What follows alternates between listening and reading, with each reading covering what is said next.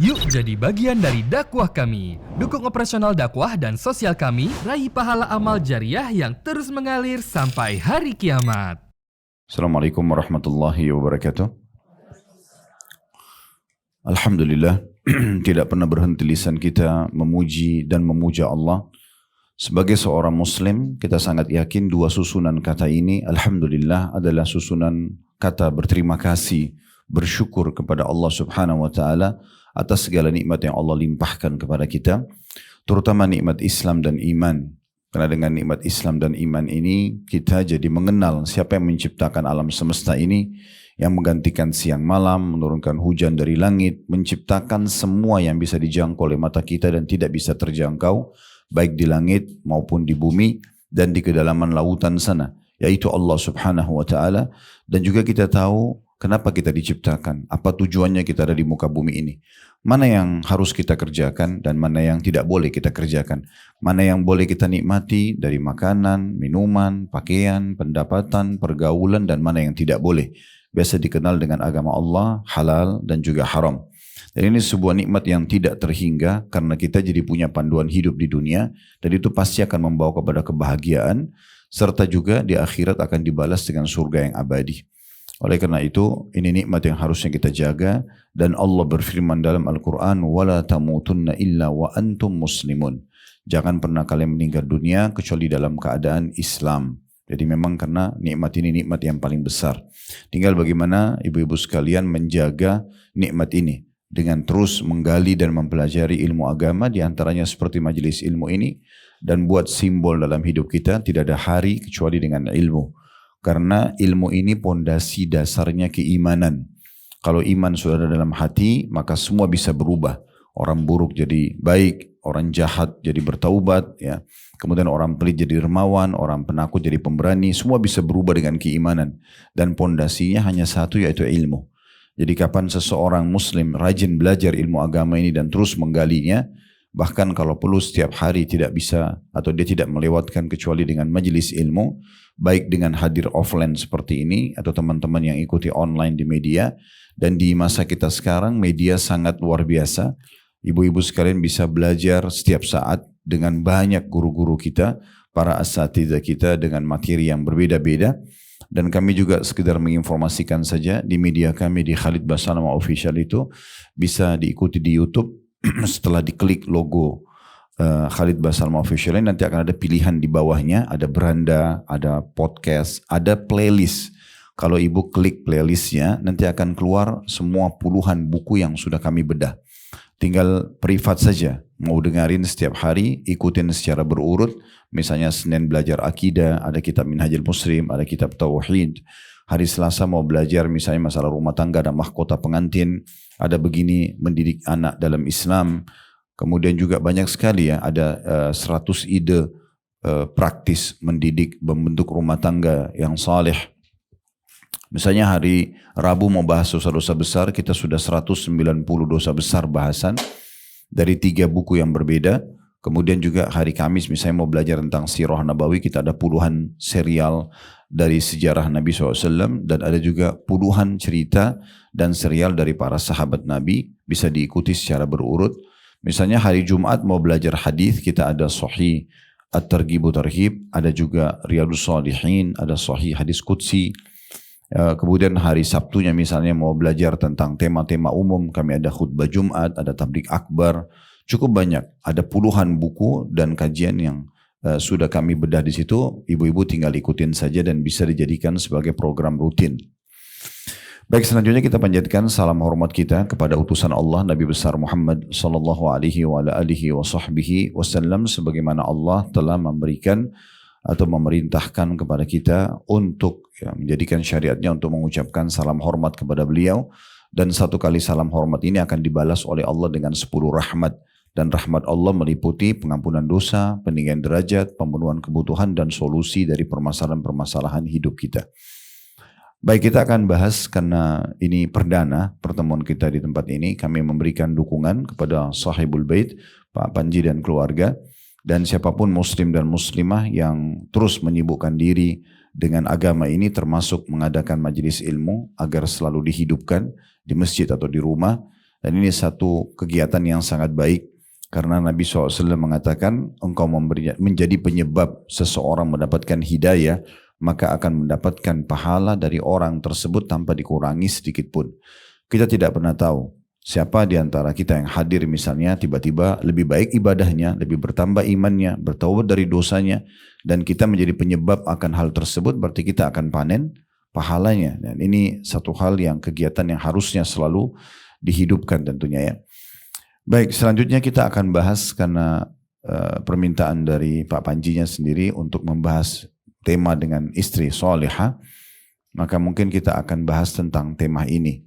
Tadinya tema kalau masalah rumah tangga, saya berpikir judulnya adalah indahnya memiliki pasangan yang baik atau soleh dan solehah. Cuma memang tema itu lebar sekali karena akan bahas tentang laki-laki, kriterianya, karakternya, kemudian baru bagaimana mendapatkan dan membentuk laki-laki yang soleh ini.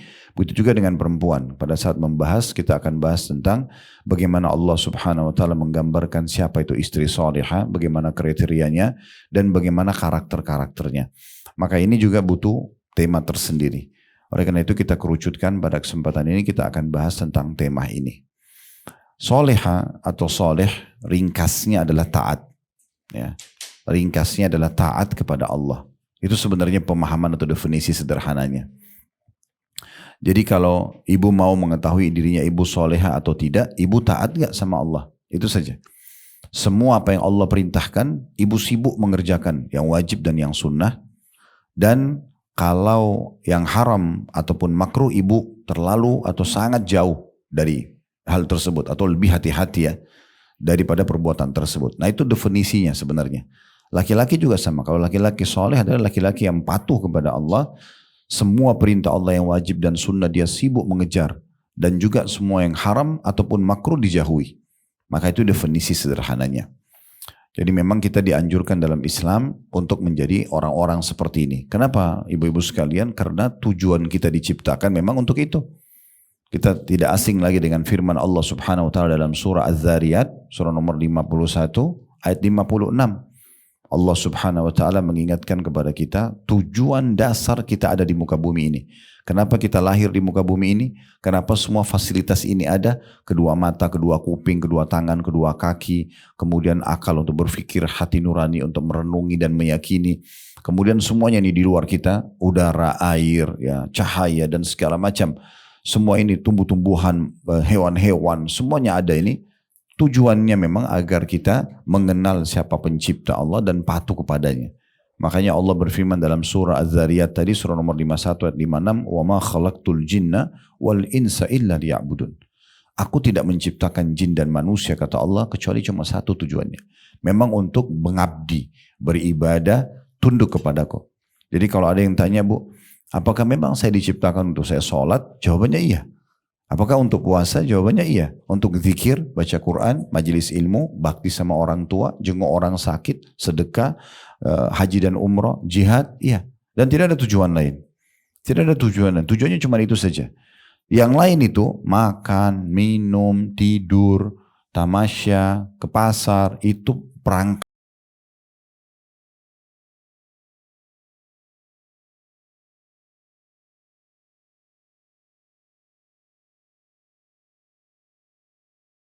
Tujuan yang kita diciptakan olehnya. Contoh misalnya, ada orang karena sibuk mencari baju baru di mall, dia tunda sholatnya. Padahal sebenarnya membeli baju ini cuma perangkat. Bukan tujuan utama. Dia tinggalkan tujuan utamanya demi untuk perangkatnya saja. Ini sayang sekali. Ya. Atau ada orang meeting mungkin untuk mengejar dunia yang miliaran rupiah dengan dia meninggalkan sholat berjamaahnya misalnya. Atau kadang-kadang dia ketinggalan sholat Jumatnya. Dan seterusnya, ya, seperti itulah. Baik, kita akan lebih dalam membahas tentang masalah istri soleha ini. Coba kita sama-sama membuka surah An-Nisa, surah nomor 4 ayat 34. Ini termasuk pelengkapnya, ya. Jadi bisa buka di aplikasi handphone, aplikasi Al-Quran di handphonenya, An-Nisa surah nomor 4, karena ini memang bicara tentang wanita-wanita, tentang ibu-ibu ya, dan di ayat 34-nya. Saya akan bacakan bunyinya. Bismillahirrahmanirrahim. Ar-rijalu qawwamuna 'alan nisa'i bima faddalallahu ba'dahum 'ala ba'din wa bima anfaqu min amwalihim. Fas-salihatu qanitatun hafizatun lil ghaibi bima hafizallah. Wallati takhafuna nusyudahunna fa'iduhunna wahjuruhunna fil madaji'i wadribuhun. Fa in ata'nakum fala tabghu 'alayhinna sabila. Innallaha kana 'aliyyan kabira. Terjemahannya, kaum laki-laki adalah pemimpin bagi kaum wanita. Oleh karena Allah telah melebihkan sebagian mereka laki-laki atas sebagian yang lain atau wanita. Karena mereka laki-laki telah menafkahkan sebagian dari harta mereka. Ini dulu kita garis bawahi. Jadi memang Allah subhanahu wa ta'ala menciptakan kita cuman dua jenis kelamin, laki-laki dan perempuan. Dan harus ada yang jadi pemimpin. Gak bisa dua-duanya memimpin. Presiden itu kalau dua, kacau negaranya. Ya. Atau imam sholat ada dua, siapa yang mau diikutin? Kan gak mungkin. Jadi pemimpin memang harus mengerucut ke satu orang saja.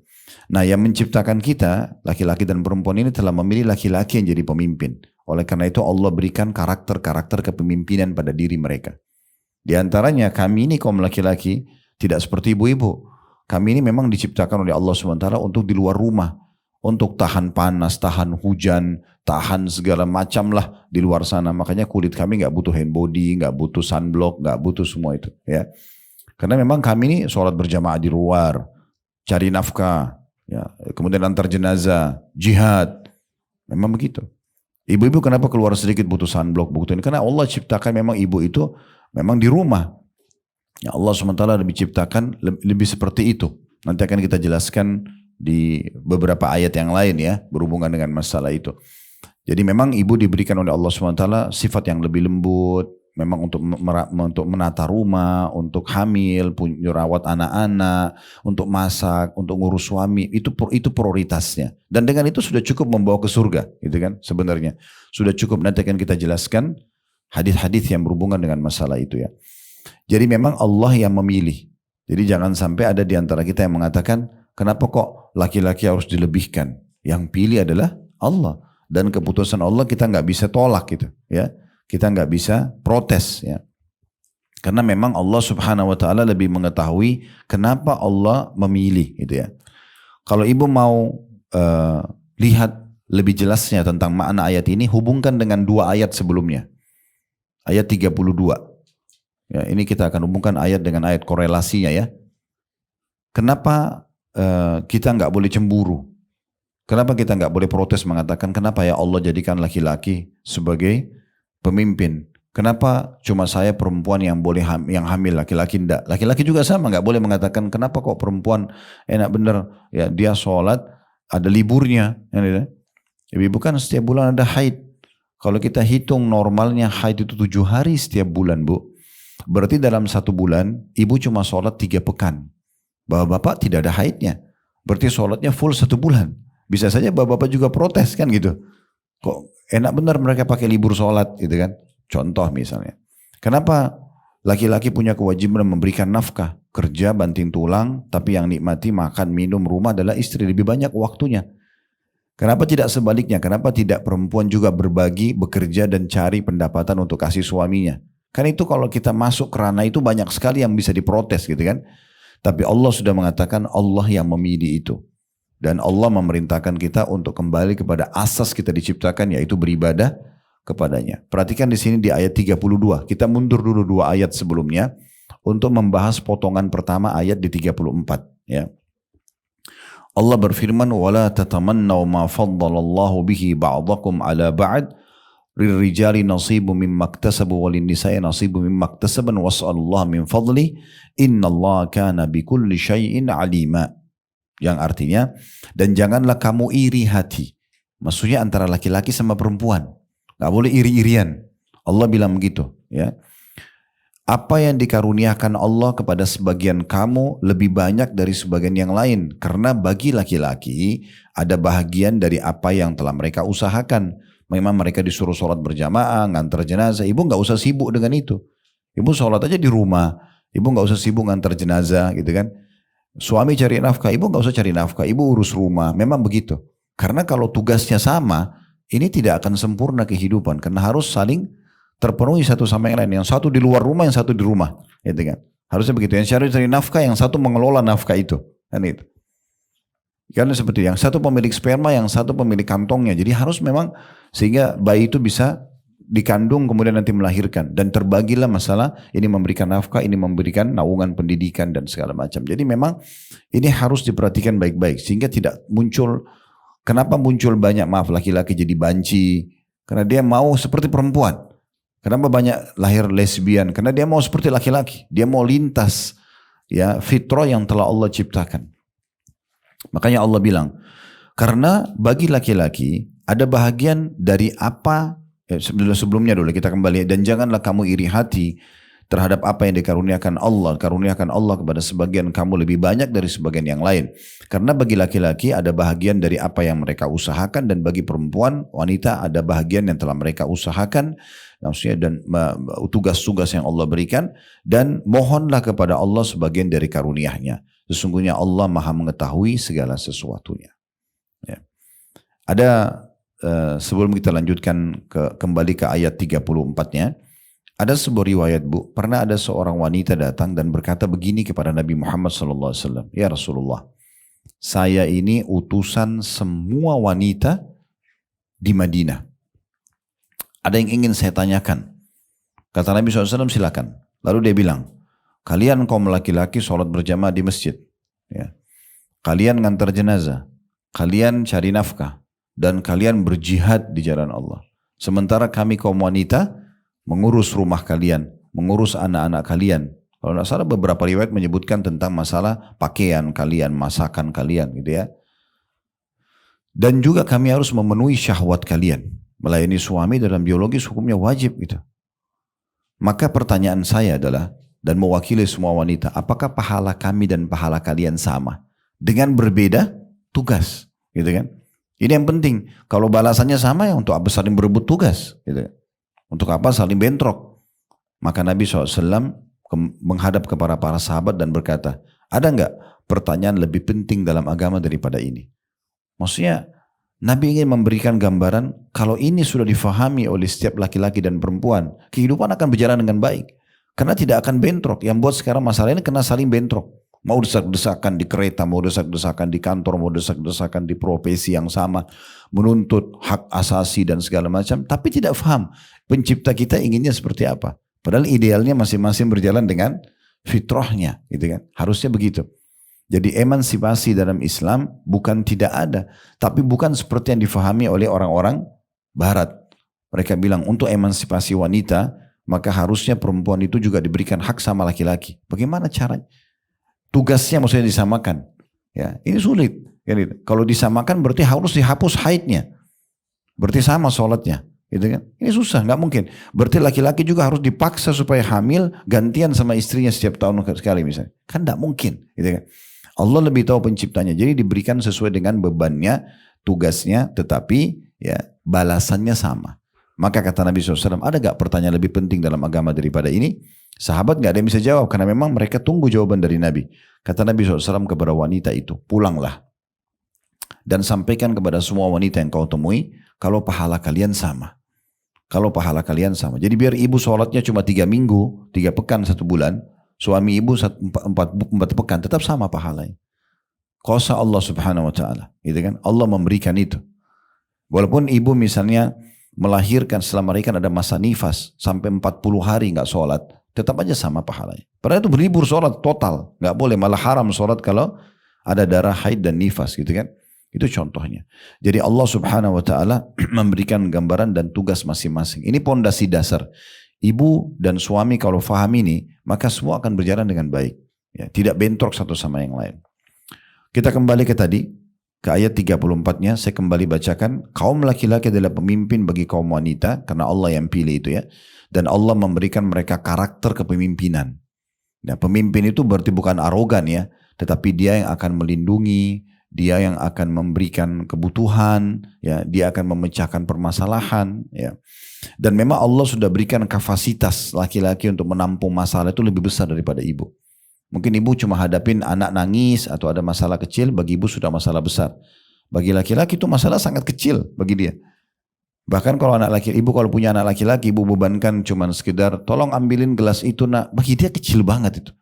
Beda kalau anak perempuan, tolong ambilin ini nak, tolong buatin ini, itu dia sudah merasa beban. Laki-laki sudah dibiasakan oleh Allah Subhanahu wa taala untuk memiliki karakter kepemimpinan, ya. Jadi dia memang menaungi, dia memang melindungi, dia harus bekerja keras, ya. Salah satu hikmah, ya, kalau ibu mau tahu kenapa juga dalam Islam laki-laki itu dapat 2 warisan. Pernah dengar ya? Allah mengatakan ar-rijalu lirijali nasibum lidzakari mithlu hadzil unthayain. Bagian warisan itu laki-laki dapat 2, perempuan 1. Itu hukum Islam, hukum Allah, enggak boleh diubah itu. Apa alasannya? Kenapa Allah berikan laki-laki 2 bagian, perempuan 1? Jadi misalnya ada seorang laki-laki meninggal, dia tinggalin istri dan 2 anak. Anak laki-laki sama anak perempuan. Si istri ini mendapatkan 1/8 dari total harta yang ditinggalkan karena punya keturunan. Kalau tidak punya keturunan 1/6-nya, gitu ya. Tapi anak mereka laki-laki dan perempuan, sisanya anak laki-laki dapat 2 bagian, anak perempuan dapat 1 bagian. Apa alasannya? Kenapa anak laki-laki 2? Karena anak laki-laki orang tuanya wajib memberikan nafkah hanya sampai balik saja. Sampai balik. Setelah balik itu bukan lagi kewajiban, sunnah. Ya. Tapi kalau anak perempuan wajib diberikan nafkah sampai dia menikah. Jadi kalau ada anak perempuan belum menikah sampai 30 tahun, 40 tahun, ayahnya tetap wajib memberikan nafkah. Makannya, minumnya, tempat tinggalnya, pakaiannya, semampu ayahnya. Kalau sudah menikah baru pindah ke suaminya. Jadi laki-laki itu memang sudah dibebankan karakter kepemimpinan dari masih kecil. Begitu balik sudah gak ada nafkahnya dia. Seakan-akan dia sudah harus bekerja gitu ya. Seperti itu. Tapi tentu tidak ada orang tua yang tega tidak memberikan. Cuma kita bicara hukum. Hukum syar'i memang begitu. Anak laki-laki hanya sampai balik, anak perempuan sampai menikah. Kan gitu. Oleh karena itu memang dia diberikan warisan 2 bagian. Terlebih lagi kalau dia sudah menikah, dia harus memberikan nafkah istrinya. Belum lagi dia harus bantu orang tuanya. Kalau perempuan, ibu-ibu nikah ikut suami. Ibu sudah gak ada kewajiban untuk membantu orang tuanya. Kecuali ibu punya kemampuan. Kalau ibu harus paksakan suami menekan dia nggak boleh dalam Islam. Kecuali ibu diberikan kelebihan harta, ibu mau bantu silakan. Atau ibu bicara baik-baik, suaminya mau bantu silakan. Beda sama anak laki-laki, bukan opsi. Harus dia bantu orang tuanya. Nah seperti itu. Jadi harus kita faham betul-betul syariat Allah Subhanahu Wa Taala supaya kita faham ya. Fazlnya ini harus ketemu, pas gitu. Baik, selanjutnya dikatakan kenapa laki-laki jadikan pemimpin. Kaum laki-laki itu adalah pemimpin bagi kaum wanita. Oleh karena Allah telah melebihkan sebagian mereka laki-laki atau sebagian wanita. Kelebihan di sini adalah kelebihan dari fisik, ya. Dia lebih kuat bekerja, lebih mudah, lebih kokoh dalam menampung permasalahan, ya. Dan itu memang nyata, gitu. Ibu tahu nggak kalau misalnya ibu pas lagi ada masalah dengan anak di rumah, begitu suami pulang ibu sampaikan, sebenarnya dia sudah punya 99 masalah di luar. Ya belum tagihan utang, ya belum permasalahan lain di luar. Ibu begitu cerita masalah sama dia itu sebenarnya melengkapkan 100 masalah dia. Ya. Saya pernah, ini pengalaman saya di rumah, istri saya pernah, tadinya Masya Allah dia tenang segala macam, tapi ada, entah dia ngobrol sama siapa, makanya harus hati-hati ngobrol sama orang ketiga ya. Harus disortir baik-baik gitu. Satu itu saya pulang pengajian, istri saya bilang, dia tanya staf di kantor, ini si Fulan gajinya berapa? Selama ini gak pernah nanya dia. Pada saat itu dia tanya, saya bilang gajinya sekian. Terus dia tanya lagi, si Fulan berapa? Ditanya lagi yang kedua, pegawai kami 200 orang lebih. Ini satu-satu saya harus jawab sampai jam 1 malam nanti gak selesai gitu kan. Dia tanya orang kedua, saya tanya, kenapa nanya masalah gaji pegawai? Ada masalah apa? Dia bilang ada satu orang, ibu bilang sama saya, kita harus tahu semua berhubungan suami. Oke? Mau tahu seperti itu? Saya bilang, baik kalau mau tahu tapi harus siap nampung ya. Saya akan ceritakan semuanya. Utang berapa, kapan saya tagih, siapa yang tidak mau bayar, di restoran kami piring yang pecah, sendok yang hilang, pegawai yang absen. Saya akan cerita semua, siap gak? Dia terdiam. Kalau siap saya ceritain semua, tapi ini akan susah buat kamu. Sekarang sederhana. Ini ranjang, kebetulan kami lagi duduk bersama di ranjang, saya bilang ini ranjang. Kalau capek tinggal tidur. Itu kamar mandi, Kalau butuh kamar mandi, buang air besar, buang air kecil, mandi, tinggal masuk. Butuh makanan di dapur, buka kulkas semuanya ada. Ada pembantu-bantu di rumah, anak-anak ada di rumah, buka lemari pakaian ada, semuanya ada. Azan, sholat. Ya, suami datang layani, mati masuk surga nih. Sederhana, kenapa buat masalah baru? Nambah-nambah program, mau tahu semua permasalahan. Untuk apa? Itu kan bikin pusing namanya. Tapi kalau siap mau nampung silakan. Tapi saya jamin lebih cepat ubanan dari suaminya. Ya. Nanti lebih cepat berkerut segala macam. Sudah Allah mudahin, Allah ringankan. Kenapa dibebankan? Kenapa diberatkan gitu ya? Ada orang kadang-kadang begitu subhanallah. Jadi kadang-kadang Bu, suami itu tidak mau cerita. Bukan karena dia mau rahasia. Saya perlu sampaikan sebagai laki-laki ya. Saya duduk sama banyak teman-teman laki-laki. Sebenarnya banyak laki-laki itu bukan dia mau rahasia sama suaminya, sama istrinya. Tapi kalau dia ceritakan, ini takut membebankan nanti. Karena terlalu banyak permasalahan yang mungkin susah untuk diceritakan gitu ya. Dan nanti juga ibu kalau ikut campur, ibu malah tambah bikin rumit masalah nanti. Kenapa begini, kenapa tidak begitu, kenapa lebih cerewet nanti. Akhirnya tidak memecahkan masalah, hanya menambah masalah. Padahal sebenarnya masalahnya cuma mungkin sampai angka 5, ibu dengan hadir jadi angka 10 nanti. Jadi saya beri kadang-kadang kalau depan laki-laki, saya sering berbicara, kita ini harus bijaksana karena Allah jadikan kita sebagai pemimpin. Semua permasalahan kita, begitu masuk rumah, taruh depan pintu rumah, selesai. Anggap kita seorang figur yang baru, kita siap untuk menampung permasalahan baru dari istri dan anak-anak kita. Yang begitu laki-laki, dia datang seakan-akan dia fresh, padahal masalahnya banyak, gitu kan. Kemudian dia hadapilah, belum keluhan anak, belum keluhan rumah, belum keluhan kebutuhan, belum keluarga mau dibantu, belum segala macam. Oke, dipercayain lagi. Padahal dia ini sebenarnya butuh istirahat. Tetapi seperti itulah keadaannya. Makanya Allah memang memberikan karakter-karakter yang mungkin masing-masing pas. Laki-laki sebagai pemimpin itu ada karakternya. Ya. Dari situ dikatakan, saya ulangi lagi, kaum laki-laki pemimpin bagi kaum wanita, karena Allah telah melebihkan sebagian mereka, tadi sebagian kelebihan sudah kita jelaskan ya. Tapi masih banyak yang lainnya. Atas sebagian yang lain. Dan karena, ini alasan yang kedua, kenapa Allah jadikan mereka pemimpin, kaum laki-laki telah menafkahkan sebagian dari harta mereka. Ibu bayangkan ya, suami ibu itu bukan, kan tidak boleh nikah sama mahram ya. Tidak boleh nikah sama ayah, nggak boleh nikah sama paman, nggak boleh nikah sama anak, nggak boleh nikah sama saudara. Kalau itu kan memang orang-orang dekat kita ya. Suami ibu ini harus bukan mahram, orang lain. Tiba-tiba pada saat dia hadir dalam kehidupan ibu, semua kebutuhan ibu, makan, minum, tidur, ya, rumah, transportasi, semua harus dipenuhi sama dia. Ini kalau orang pikir pakai akal sehat, gitu kan? Misalnya dia pakai akal-akalan manusia, ini perempuan ini siapa? Saya sudah setengah mati banting tulang lalu dia yang menikmati. Plus itu datang cemberut lagi, banyak protes lagi, dan banyak mengambil tugasnya malaikat. Periksa handphone, cari kesalahan. Padahal sudah ada malaikat. Allah sudah kasih malaikat, tugas malaikat.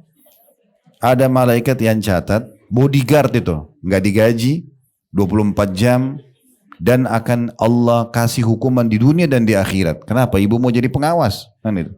Ngambil tugasnya malaikat. Habis umur hanya untuk itu. Ya. Ada kejadian perempuan, dia sibuk begitu suaminya datang selalu handphone nomor 1 dicek. Tunggu suami masuk kamar mandi cek. Kadang-kadang ada nomor asing miss call. Suara perempuan. Nanti suaminya pergi baru ditelepon. Pas ditelepon subhanallah mertuanya, nomor baru mertuanya. Ya. Dan sekian banyak permasalahan yang kadang-kadang ibu tidak perlu tahu. Saya mau kasih satu resep bahagia Bu ya. Kalau kita sedang berinteraksi sama manusia, dunia ini kan sebentar ya, ada ajal namanya, ada batas waktu kita meninggal ya. Kita ini bertugas, saya sebagai suami dan teman-teman laki-laki semua dan ibu sebagai perempuan hanya sampai ajal datang. Sampai ajal datang kita selesai tugasnya, nggak ada lagi. Kita tinggal menjemput hasil kita di akhirat gitu kan. Maka selama kita bisa mengerucutkan permasalahan hanya yang nampak depan mata, lakukan. Kalau ibu tidak tahu, nggak usah dikorek-korek, gitu kan? Saya subhanallah tidak perlu mengorek apa saja yang istri saya lakukan 24 jam di rumah kalau saya lagi di luar rumah. Untuk apa gitu? Saya sudah berikan amanah rumah ini perintah syariat Allah, sholat 5 waktu, tutup aurat, tontonannya harus dijaga dan segala macam, dia lakukan. Alhamdulillah. Dia tidak lakukan, dia langgar, itu urusan dia sama Tuhannya. Kalau nampak depan mata saya salah, baru saya luruskan. Kalau tidak nampak saya nggak mau korek-korek. Karena itu menambah tugas. Kan gitu. Untuk apa kita tambah beban? Karena makin kita tahu satu kemungkaran, makin besar tanggung jawab kita, kan gitu. Kan begitu. Nah, Nabi SAW berikan kita resep begini. Baktilah dengan kedua orang tua kalian, maka Allah akan berikan kalian anak-anak yang bakti dengan kalian. Itu resepnya. Mau anak kita bakti, bakti dulu sama orang tua kita. Gitu kan? Dan jagalah kesucian, kemaluan kalian. Jangan selingkuh, jangan buat pelanggaran agama. Allah akan jaga kesucian, kemaluan pasangan kalian. Jadi kita bukan tugasnya ngawasin, pasang CCTV di mobil, cari tahu ini, cari tahu itu, nggak ada gunanya. Habis waktu untuk itu. Kapan mau ngaji, kapan mau rawat diri, kapan mau belajar ilmu tambah, nggak ada waktu semuanya karena sibuk dengan itu. Mau bahagia, sederhanakan. Depan mata kebenaran, kita dukung. Depan mata kesalahan, baru kita luruskan. Yang kita tidak tahu, nggak usah ikut campur. Hanya sampai ajal datang. Untuk apa melahirkan permasalahan? Ya. Banyak orang, Bu, menggunakan satu sistem namanya manajemen konflik. Ini sistem, waktu saya masih S2 dulu, tahun 99.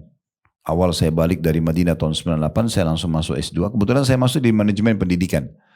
Dan salah satu makalah ada namanya manajemen konflik. Kebetulan saya dapat kesempatan nulis itu.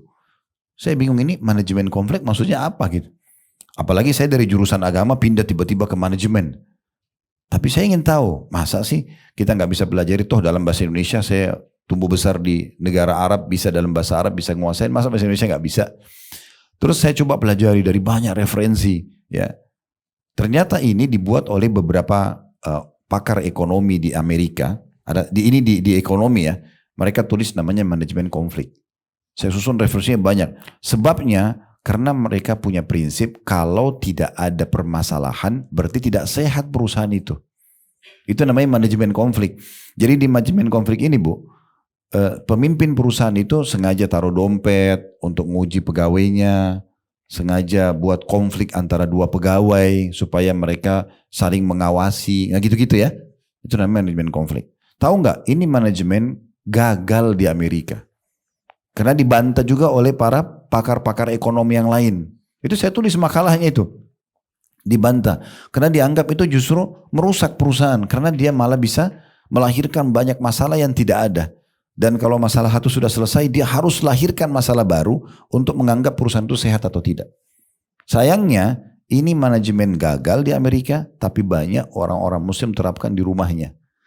Manajemen konflik. Kalau nggak konflik, ini kalau suami saya diam-diam saja, pasti ada apa-apa nih. Kan ini kan konflik. Untuk apa? Dan ini kalau istri saya begini berarti ada sesuatu nih. Kenapa? Lagi nggak ada apa-apa gitu. Kan gitu. Lagi nggak ada apa-apa. Termasuk dalam manajemen konflik adalah yang berbahaya sekali. Kalau pernah ada cekcok terjadi, jangan dibahas lagi kalau sudah selesai. Ya. Dan isi WA yang pernah bertengkar dihapus. Jangan disimpan. 1 tahun kemudian ibu dulu minum kopi sama teh sama suami enak-enak, gak ada masalah. Tiba-tiba terlintas, tuh ada masalah ini. Suami sudah lupa, mana itu? Ini buktinya. 1 tahun yang lalu. Masih, kenapa ibu simpan? Untuk data. Data. Sejak kapan ibu menjadi seorang pengacara kumpulin data ini? Kan gak penting banget. Sudah ada malaikat yang catat. Udah selesai, ringanin aja hidup. Kan itu. Intinya sebenarnya kalau kita bertakwa sama Allah, Allah akan jaga orang di lingkungan kita. Pasangan kita jadi baik, anak-anak kita jadi baik. Semua jadi baik. Asal kita jaga hubungan sama Allah. Semua sumber masalah kita ini karena kita rusak hubungan sama Allah. Coba hubungan kita sama Allah baik, semuanya baik. Kan Allah bilang dalam surah At-Talaq gitu ya. Ayat 2, ayat 3, ayat 4, ayat 5. Berurut 4 kali Allah sebutkan itu. Di akhir ayat 2, surah At-Talaq, surah nomor 65 ayat 2-nya. وَمَنْ يَتَّقِ اللَّهَ يَجْعَلْ لَهُ مَخْرَجًا. Orang yang bertakwa sama Allah, patuh sama Allah, kerjain perintah. Pokoknya orang lihat tidak lihat, saya selalu patuh. Maka Allah akan berikan jalan keluar dari semua permasalahannya. Ayat 3, wa yarzuqhu min haitsu la yahtasib. Allah berikan rezeki dari tempat tidak disangka-sangka. Di akhir ayat 4-nya, wa man yattaqillaha yaj'al min amrihi yusra. Siapa yang bertakwa sama Allah, Allah akan mudahkan semua urusannya. Ini janji Allah dari 1400 tahun yang lalu ini, ya.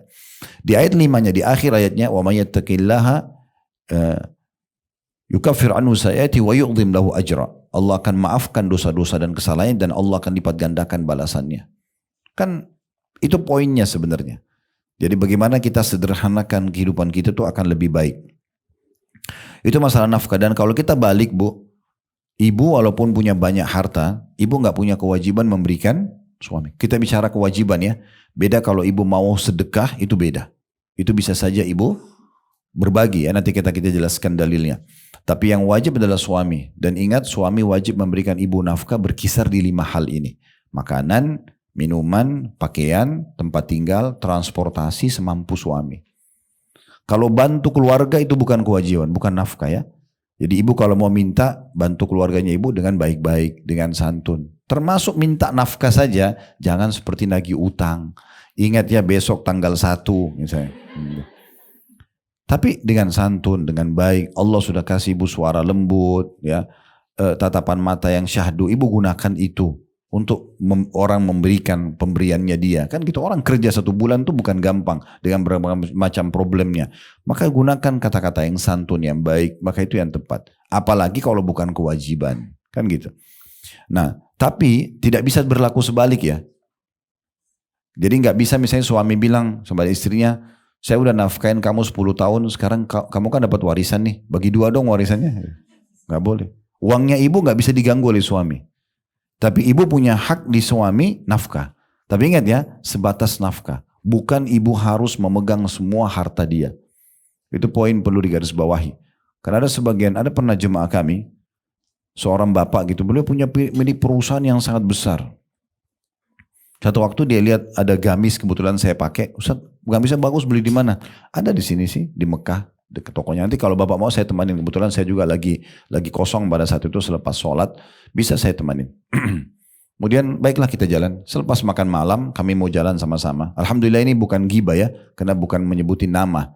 Cuma kita ambil ibrah dan pelajaran. Dan ini sudah lama juga kejadiannya. Terus saya bilang, ayo Pak kita jalan supaya tokonya nggak tutup. Dia bilang sebentar, saya lagi tunggu istri saya isiin ATM saya. Saya hanya dibatasi sama istri bisa pegang uang 5 juta. 5 juta atau berapa gitu ya dia. Terus saya timpali, saya bilang kenapa nggak balik Pak? Bapak yang isiin ATM-nya ibu, gitu kan? Silahkan pakai sebatas ini. Bukan bapak. Bapak sekarang kalau begini, jadi kalau mau bantu ibunya bagaimana? Harus izin istri dulu. Mau bantu ayahnya? Nanti bahaya bisa buka pintu durhaka sama orang tua ini. Ibunya butuh bayar rumah sakit, tunggu istri saya belum ACC. Ini nggak bisa. Apalagi kalau sampai istri yang bukan saleh, ini bahaya banget. Dia bilang pilih saya itu, pilih ibumu. Hah? Tentulah dia pilih ibunya. Kan itu. Nggak mungkin tidak ada namanya mantan ibu. Istri sama suami bisa mantan atau mantan istri sama suami. Kalau selesai cerai dan lewat masa iddah 3 bulan, bukan lagi satu suami istri kan. Anak, orang tua itu nggak ada namanya mantan. Nggak mungkin. Dan kalau ibu menjadi penyebab suami bakti sama orang tuanya, justru loyal sama orang tuanya, ibu dapat anak-anak juga yang bakti sama ibu. Tapi ibu kalau penyebab suaminya durhaka sama orang tuanya, terutama ibunya, maka nanti ibu juga akan dikasih anak yang begitu. Sunnatullah itu, ya akan terjadi itu. Hati-hati sekali. Contohnya ya. Jadi harus betul-betul kita hati-hati dalam masalah ini. Jadi dalam nafkah itu adalah nafkah yang merupakan kebutuhan dasar yang bisa berlaku ya untuk menjalankan roda kehidupan. Itu hukum Allah Subhanahu wa taala. Dan itu berlaku harian, Bu. Itu berlaku harian. Jadi kalau suami ibu kasih dari awal bulan nafkahnya untuk 1 bulan ke depan, itu kebaikan yang luar biasa. Karena kalau di tengah bulan ajalnya dia datang, meninggal sang suami nih. Misal bulan Oktober, 1 Oktober dikasih untuk sampai 1 November. Nafkah ya 50 juta, berapa puluh juta, berapa belas juta terserah sesuai dengan kemampuan dia, dikasihlah, ini dikelola silakan. Di pertengahan bulan dia meninggal. Misalnya tanggal 15 Oktober dia meninggal. Berarti 2 pekan menjelang akhir Oktober itu sudah bonus. Bukan kewajiban dia hari ini hidup, hari ini kasih. Kan gitu. Makanya nilai baik-baik, Bu. Nabi SAW mengingatkan kepada para muslimah. Berlaku para sahabiat Nabi, berlaku untuk semua muslimah. Beliau pernah didatangi oleh beberapa wanita dan mengatakan, ya Rasulullah, waktu Anda buat kaum laki-laki banyak. Bisa nggak luangin waktu buat kami khusus, wanita saja? Kata Nabi SAW, baik. Datanglah Nabi SAW ceramai mereka. Dan di salah satu potongan ceramah beliau mengatakan, saya diperlihatkan mayoritas kalian menjadi penghuni neraka. Wanita. Lalu ada seorang mengatakan, kenapa kami ya Rasulullah? Kata Nabi SAW, karena kalian kufur. Maka ada yang mengatakan, ya Rasulullah, kufur kepada Allah kah? Kata Nabi SAW, bukan. Kufur ashir. Kufur ashir itu memungkiri kebaikan suami. Sampai-sampai kalau kalian melihat satu kesalahan suami kalian, kalian akan katakan, saya tidak pernah lihat kebaikan darimu selamanya. Walaupun suami itu sudah berbuat kebaikan 1 abad, 100 tahun. Gitu kan. Jadi hati-hati. Itu cirinya wanita neraka. Nggak boleh ibu melupakan kebaikan yang sudah suami berikan dengan satu kekurangan atau satu kesalahan dia, lalu dilupakan semuanya. Itu hukum Allah Subhanahu Wa Taala. Kita harus adil ya. Umar bin Khattab mengajarkan kepada kita begini, Bu, saya akan berterima kasih seumur hidup saya kepada seseorang yang mengingatkan satu kekurangan saya. Itu Islam mengajarkan begitu. Jadi kalau ada satu orang, saya kasih contoh yang lain supaya ibu lebih mudah paham. Kalau ibu lewat di sebuah rumah, kehujanan, Bu, maaf, ibu kehujanan. Ibu mampir di depan rumah satu orang, anggaplah di komplek ini misalnya. Ya, ibu bukan tinggal dalam komplek ini, ibu kehujanan, ibu mampir di bawah pohon di depan rumah seseorang. Lalu kemudian pemilik rumahnya kena lihat, panggil, bu, ibu daripada kehujanan di sini di rumah saya aja. Lalu ibu diajak duduk di terasnya, nunggu sampai hujan berdah itu ya. Habis itu ibu pergi. Saya mau tanya ibu jujur, kalau seandainya ibu lewat lagi di rumah situ, ibu kenang nggak kebaikannya orang itu? Benar nggak ini? Cuma 3 orang yang mau ngakuin, yang lain tak tahu. Karena tahu ada sesuatu saya mau sampaikan habis ini. Ya. Kalau seandainya ibu diajak minum teh, makan nasi pisang goreng, diajak ngobrol sama yang punya rumah, gimana kira-kira? Lebih baik ya? Baik. Ini sebagai contoh saya. Saya yakin setiap ibu lewat, pemilik rumah itu baik banget, dulu saya pernah dikasih teh manis, saya pernah dikasih pisang goreng, contoh. Ibu pernah berpikir nggak bagaimana suami memberikan ibu naungan rumah sekian tahun? Nggak kena panas, nggak kena hujan, mulia, tamu-tamu datang memuliakan kita karena lihat rumahnya bagus misalnya, kendaraannya ada, kita mau apa saja di rumah itu seperti milik kita sendiri, ya pakaian, makanan semuanya ada. Itu namanya kufur asyir, Bu. Hati-hati sekali ya, ahli neraka itu, saya tidak pernah lihat kebaikan dari kamu, buruk semuanya. Suaminya seakan-akan tidak pernah ada punya andil dalam hidupnya. Ini bahaya sekali. Ya, ingat tugas kita hanya sampai ajal datang. Ya, gitu. Kalau ada yang mengatakan, Ustadz, saya sih suami nggak apa-apa, tapi mertua saya itu cerewet banget, Ustadz. Ya itu resiko nikah sama anaknya gimana? Ya, nggak mungkin ibu mau hapus status orang tuanya kan gitu. Itu resiko. Ada ujian, orang diuji. Ada orang diuji sama mertuanya, ada sama orang tuanya, ada sama iparnya, ada sama anaknya, macam-macam. Ujian memang di dunia akan ada. Ujian akan berakhir nanti di akhirat. Tinggal bagaimana kita bijaksana menghadapinya. Baik. Jadi itulah 2 sebab, Bu, kenapa laki-laki dijadikan pemimpin ya. Allah mengatakan karena memang Allah memilih mereka dan melebihkan sebagian dengan karakter-karakternya ya. Salah satu karakter laki-laki yang ibu perlu tahu, suami ibu itu karena semua laki-laki sama ya. Kita ini kan cuma beda casing ya. Jadi saya sama suami ibu-ibu sama semua laki-laki itu sama. Judul kami laki-laki. Beda casing, yang satu putih, yang satu pendek, yang satu gemuk, yang satu hitam, itu casingnya beda. Tapi judulnya sama laki-laki. Berarti karakter umumnya sama. Ibu-ibu juga sama, beda casingnya, tapi judulnya perempuan, sama, gitu kan? Jadi ini penting untuk digarisbawahi. Makanya kata Nabi SAW, siapa di antara kalian yang melihat lawan jenisnya dan terganggu syahwatnya, kembalilah kepada pasangannya karena dia miliki apa yang dimiliki oleh orang tersebut. Ujung-ujungnya kemaluannya sama saja. Cuma beda casing doang. Syaitan yang menghiasi masalah casing itu. Kan gitu. Jadi kita harus hati-hati sekali dalam masalah ini. Jadi karakter laki-laki yang ibu perlu kenal, ketahui baik-baik ini supaya ibu paham ya bagaimana menghadapi suami nantinya. Yang pertama, karakter laki-laki itu dominan akal, Bu. Akal tuh gini, masalah solusi. Jadi kalau ibu telepon suami, ini di rumah lampu lagi padam atau ini, maka otak dia itu sudah jalan ke solusinya, Bu. Itu karakter laki-laki. Kadang-kadang saking berjalan pikiran dia memikirkan solusinya, tukang siapa yang mau dihubungi, misalnya siapa yang mau dikontak, siapa yang mau disuruh datang, bagaimana memecahkan masalah tersebut. Kadang-kadang mungkin dia cuma dengan itu buru-buru dia tutup telepon, mungkin dia lupa bilang sayang aja misalnya. Ibu sudah cukup tersinggung, oh ini sudah berubah sama saya. Padahal dia sedang memikirkan permasalahan, jawabannya apa. Ya, itu dominan akal namanya. Jadi masalah solusi. Kalau ibu terbalik, ibu bukan akal, ibu perasaan. Perasaan itu beda. Dia tersentuh perasaan dulu baru pakai akalnya. Ya. Jadi seperti itu. Kalau laki-laki, misalnya contoh naik mobil, ban mobilnya pecah, maka dia turun lihat, oh solusi, bengkel di mana? Langsung solusinya. Kalau ibu, ban mobilnya pecah, ibu turun dulu merenung, kenapa ini pecah? Pakai perasaan dulu, baru kemudian baru pikir, setelah lama baru pikir solusinya. Itu bedanya akal sama ini. Jadi akal itu begitu.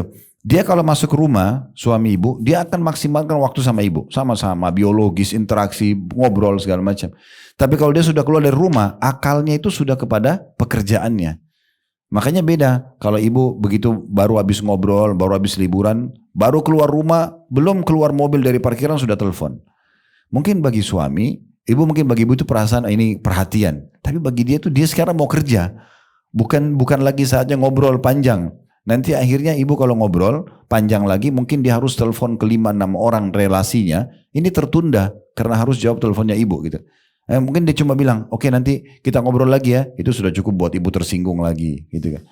Padahal sebenarnya bukan begitu. Mudahin aja urusan, jangan terlalu diberatkan gitu ya. Sangka baik kepada Allah, sangka baik pada suami, maka hidup akan tenang gitu kan. Ini resep awet muda ini sebenarnya ya. Kalau mau menjalankan seperti itu. Jadi perlu difahami ini. Jadi sama juga laki-laki kalau beli baju, misalnya dia beli baju nih, cocok nih, dilihat di gantungan. Ternyata baju itu tidak ada ukurannya. Maaf mas, maaf pak, ini ukuran XL-nya nggak ada, warna putih nggak ada. Dia langsung solusi tuh. Udah ada model lain nggak? Selesai. Bagi laki-laki begitu. Bedanya kalau ibu pakai perasaan kan. Sekarang ibu kalau mau suka baju itu, oh nggak ada bu, maaf. Coba cek dulu di gudang, mungkin ada. Kenapa bisa? Siapa pembeli terakhirnya kalau perlu ditanya? Nah itu karakter-karakter. Biasanya saya kalau sampaikan ke laki-laki, memang saya juga jelaskan masalah karakter wanita supaya mudah difahami. Dominan perasaan. Saya kalau sama teman-teman laki-laki janjian nih jam 3 telat. Kemudian oke, kena macet. Saya cuma bilang sama teman saya, sorry tadi telat ya. Sekarang kita jalan aja. Ya udah yuk, langsung aja. Dibagi dia, oh orang sudah minta maaf, sudah selesai. Laki-laki begitu sederhananya. Masalah solusi. Kalau sama perempuan beda kan? Gak mungkin ibu suaminya janjian jam 3 tapi telat. Lalu langsung semua bilang, sudah tadi macet ya, ayo kita jalan. Mungkin ibu gak mau. Ibu karena perasaan. Duduk dulu, disampaikan baik-baik, baru kemudian mau nerima. Kan gitu. Itu seperti itu. Tapi kita mau kenal sekarang tentang karakter laki-laki itu yang Allah SWT sebutkan di sini tentang masalah Allah berikan kelebihan sebagian dari yang lainnya. Kemudian juga yang kedua sebabnya pemimpin karena dia menafkahkan dari hartanya. Sudah kita jelaskan juga masalah itu. Lalu sekarang kita masuk nih. Sebab itu Allah mulai menjelaskan wanita yang salihah. Lanjutan Al-Baqarah tadi Al-Nisa ayat 34 ya. Baca terjemahannya di situ ya, lihat terjemahannya. Setelah Allah menyebutkan Allah lah yang telah menjadikan laki-laki itu sebagai pemimpin, Allah karena alasannya Allah memberikan kelebihan-kelebihan sifat, karakter dan segala macam, dan Allah juga memberikan mewajibkan mereka memberikan nafkah dari hartanya, gitu kan? Dan tidak ada unsur timbal balik, nggak ada perempuan harus memberikan nafkah kepada suami. Oleh karena itu Allah mengatakan wanita-wanita yang salihah. Siapa yang salihah itu? Setelah Allah sebutkan tadi potongan ayat di depannya. Allah mengatakan di situ adalah atau ialah yang taat kepada Allah lagi memelihara diri ketika suami tidak ada. Mulailah Allah sebutkan yang taat kepada Allah maksudnya bisa menerima keputusan Allah kalau suami ibu memang pemimpin, memang ada perbedaan karakter, ya, dan memang mereka kena memberikan nafkah dari harta mereka gitu. Itu wajar untuk dinilai. Maka Allah mengatakan wanita salihah justru yang taat dengan keputusan Allah ini dan juga memelihara diri ketika suami tidak ada. Maksudnya di sini adalah lebih tepatnya tidak selingkuh atau tidak malah keluar rumah tanpa izin kalau suami tidak ada. Itu. Lalu Allah menjelaskan kenapa diperintahkan itu karena Allah telah memelihara mereka. Ibu tahu nggak apa pemeliharaan Allah buat ibu? Pemeliharaan yang di sini maksud adalah pemeliharaan pemenuhan kebutuhan bu. Tadi saya jelaskan ya, kalau anak perempuan wajib diberikan nafkah sampai menikah. Berarti ibu kalau belum menikah, kewajiban ayah ibu menafkahi sampai ibu menikah. Setelah menikah, ibu pindah ke rumah suami, diwajib dia menafkahi oleh suami. Aman nggak dalam dua keadaan? Aman, karena di sini tetap dapat makan, minum dan segala macam. Setelah nikah pun sama. Makanya Allah mengatakan semua itu karena Allah telah memelihara mereka. Allah telah memelihara mereka. Lalu kemudian Allah tutup ayat ini surah An-Nisa ayat 34, wanita-wanita yang kamu khawatirkan nusyudnya. Nusyud artinya pembangkangan. Gak mau sholat, gak mau tutup aurat, gak mau melayani suami, gak mau jalanin tugasnya, maka nasihati mereka. Wa'ad itu dalam bahasa Indonesia kurang lebih nasihati dengan baik, dengan santun. Gak boleh loh, Allah larang, kamu harus tutup aurat, kamu harus sholat, kamu harus layani suami, gitu-gitu ya. Tapi kalau tetap ngotot gak mau, maka pisahkan mereka di tempat tidur. Bahasa agama kita, bahasa Al-Qurannya hajir. Pakai bukan A ya. Bukan hajar, hajir. Hajir itu diboikot, diranjang. Tidak terjadi interaksi biologis. Laki-laki tadi saya bilang dominan akal ya. Kalau ibu lagi nggak mood, ibu lagi nggak mau layani dia misalnya, akalnya berjalan. Ya sudahlah, istri saya sakit, capek, tidur dia. Gitu. Tapi kalau ibu sudah dandan segala macam, suaminya nggak sentuh, ini perasaan yang bermain. Lain lagi, oh dia sudah ada wanita lain lah, dia sudah inilah, dia segala macam pikiran yang nggak masuk akal ya. Kadang-kadang nggak nyambung gitu. Jadi memang hukuman untuk hajar bagi istri yang nusyud, tidak dilayani biologisnya, itu berpengaruh sekali karena dominan perasaan. Makanya Allah jadikan sebagai bentuk hukuman. Tapi Allah mengajarkan kita, kaum laki-laki dalam sabda Nabi SAW, dan jangan kalian menghajar istri kecuali di rumah. Jadi nggak boleh suami itu menghajar dengan meninggalkan rumah, enggak. Dia di rumah saja. Boleh dia tidur di ranjang tapi tidak menggauli istrinya, atau dia pergi ke ruang tamu, gitu kan. Dan ini tidak boleh berlaku yang sama. Ibu nggak boleh menghajar suami ya. Justru terbalik bu. Ya. Kalau suami lagi ada masalah sama suami, malah tidak boleh pindah. Tidak boleh pindah kamar, nggak boleh pindah rumah. Ya. Kecuali sudah mengancam jiwa. Maksudnya memang maaf, suami itu pejudi, pemabuk, dia KDRT itu lain, membahayakan jiwa. Tapi kalau suami baik-baik saja, ibu hanya kena jengkel, itu nggak boleh ibu tinggalkan ranjang. Renungi baik-baik sabda Nabi SAW, wanita ahli surga, wanita yang kalau dia menyakiti suaminya, atau dia disakiti oleh suaminya, maka dia akan datang sambil memegang tangan suaminya dan mengatakan, saya tidak bisa pejamkan mata, kecuali kau ridho denganku. Saya hubungkan dulu dengan karakter ini bu. Kalau ibu lagi buat salah, ibu minta maaf kan wajar ya. Tapi bagaimana kalau suami ibu yang salah, malah ibu yang datang, ibu pegang tangan, ibu mengatakan kalau saya ada salah maafin ya.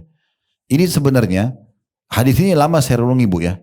Bagaimana bisa memahami kalau suami yang salah, ibu malah yang datang minta maaf. Bagaimana bisa kita tangkap poin ini? Kan orang lagi salah gitu. Ternyata bu, ini cara yang terbaik ya menghadapi karakter laki-laki.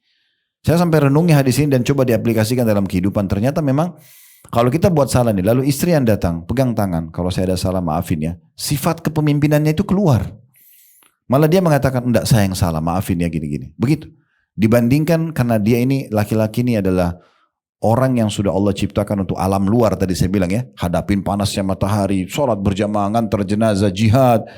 Itu sifat defense-nya kuat sekali bu. Jadi kalau ibu mengatakan, kenapa kau lakukan begini? Itu langsung defense walaupun dia salah. Jadi tidak bisa ibu hadapin laki-laki dengan cara itu. Apakah suami, apakah ayah, apakah anak laki-laki. Ini hadapin mereka beda dengan hadapin perempuan. Anak laki-laki ibu kalau marah-marah ini, kenapa kau begini, begitu gitu. Ibu itu hidangkan makan. Diambil sendok, dibuang-buang sama dia. Tapi kalau anak perempuan biar ibu marahi, dia masih mau makan. Beda karakter kepemimpinan mereka itu ada. Itu harus bisa difahami ya. Seperti itulah. Jadi sifat defense-nya mereka itu kuat sekali kaum laki-laki. Jadi jangan diserang. Serang itu hanya akan mendatangkan hal yang lebih besar. Apalagi ibu kalau mau tunjukin kekuatan. Ibu pecahin satu piring, dia pecahin satu rak. Ya. Ibu banting pintu, dia bisa robohin pintu. Bukan itu caranya. Allah kasih ibu kelembutan, Allah kasih ibu suara yang lembut, mata yang syahdu, ibu punya air mata. Itu senjata luar biasa itu. Ya. Ini kalau mau hadapi laki-laki. Ya, gitu. Jadi caranya yang terbaik seperti yang diajarkan Nabi SAW. Justru kalau ibu datang, ibu pegang, ibu tahu nih dia salah. Tapi ibu bilang, kalau saya ada salah maafin ya. Maka itu malah memunculkan sifat kepemimpinan. Beda sekali. Beda sekali. Nah, itu salah satu hal yang perlu digarisbawahi. Kemudian dikatakan, dan kalau istri itu juga tidak mau taat dengan hajirnya, diboikot diranjang, maka pukullah mereka. Tapi di sini pukulnya adalah ulama mengatakan darbatun ghairu mubarrah, pukulan yang tidak berbekas. Dalam sebuah hadis dikatakan jauhi wajah, ya jauhi menyakiti fisik, ya meluka. Ya, sebagian ulama menggambarkan dengan kayu siwak, ya. Jadi cuma kecil. Kalau juga tidak mau dengar, ya sudah berarti tinggal cerai saja. Karena perempuannya tidak mau baik, nggak mau tutup aurat, nggak mau sholat, nggak mau berhenti dari perselingkuhannya lah, apalah pergaulan bebas. Kalau nggak mau dengar untuk apa dipertahankan? Oh dia jadi madrasah atau sekolah awal anak-anak kan gitu, nggak mungkin. Oleh karena itu dikasih tahapannya seperti ini. Kemudian Allah menutup ayatnya juga dengan luar biasa. Ini pesan bagi para suami. Kemudian jika mereka, para istri sudah mentaatimu, oh ya memang saya maaf, misalnya mau perbaikin segala macam, maka janganlah kamu mencari-cari jalan untuk menyusahkannya. Ya. Sesungguhnya Allah itu maha tinggi lagi maha besar. Maha tinggi lagi maha besar. Baik, itu dari firman Allah subhanahu wa ta'ala. Sekarang kita masuk ke hadis Nabi SAW. Ya. Hadis yang pertama Bu menyebutkan tentang kesolehannya wanita. Itu hadis riwayat Muslim nomor 1467. Ya, hadis riwayat Muslim. Berbunyi begini. Dari hadis Abdullah bin Amr bin As radhiyallahu anhuma, beliau mengatakan bahwasanya Rasulullah SAW bersabda, "Ad-dunya mata'un wa khairu mata'id dunya al-mar'atus salihah." Sesungguhnya dunia ini semuanya perhiasan. Maksudnya tanaman kalau kita lihat tertata rapi indah, udara yang segar juga nyaman, ya. Lagi terang begini matahari, ada pemandangan juga, ada kelebihan tersendiri. Kalau malam hari juga ada keindahannya sendiri. Semua ini dunia semua perhiasan. Tapi apa kata Nabi SAW? Dan ketahuilah sebaik-baik perhiasan dunia mengalahkan semua, ya, apapun yang ada di muka bumi ini, itu adalah wanita yang salihah. Ya. Hadis yang selanjutnya, ya, hadis riwayat Abu Daud, ya, di nomor 1664. Ini dari hadis, ya, Umar bin Khattab radhiyallahu anhu. Beliau dinasihati oleh Nabi SAW sambil Nabi mengatakan, "Ala ukhbiruka bi khairi ma yaknizul mar'u." Mau enggak hai Umar, saya sampaikan kepadamu tentang sebaik-baik simpanan seorang laki-laki. Al-mar'atus salihah idza nadhara ilaiha sarrathu, yaitu wanita yang salihah. Tadi sudah kita berikan definisi awal sekali pembukaan kan? Salihah artinya taat, itu aja. Taat sama Allah. Allah suruh apa, dikerjakan, wajib atau sunnah. Allah larang apa, haram atau makruh tinggalkan. Itu namanya salihah. Maka di sini katakan, maukah aku beritahukan kepada wahai Umar sebaik-baik simpanan para lelaki, yaitu istri yang salihah. Sifatnya Nabi mengatakan, bila dipandang akan menyenangkan. Ya. Dari penampilannya, dari penataan rumahnya, penataan makanannya. Dan yang kedua, bila diperintahkan akan mentaati. Minta apa saja suaminya, iya. Dan bila ia pergi, si istri akan menjaga dirinya. Maksudnya tidak selingkuh tadi. Ya. Baik, kita bahas dulu poin ini ya. Jadi maaf kalau ibu terbiasa dengan pola makan, pola tidur, pola pakaian, pola fikir sebelum nikah, itu jangan dibawa di rumah. Yang sama suami sekarang, jangan dibawa. Kalau ibu dulu biasa tidur pakai piyama dulu di rumah, maka sama suami berbeda. Itu harus diubah. Ya. Mungkin ibu biasa berantakan mungkin, tapi sama suami mungkin berbeda. Mungkin dia suka dengan yang rapi, misal contoh dan seterusnya. Maka semua itu tidak boleh dibawa ke dalam rumah itu ya. Karena memang harus yang menyenangkan.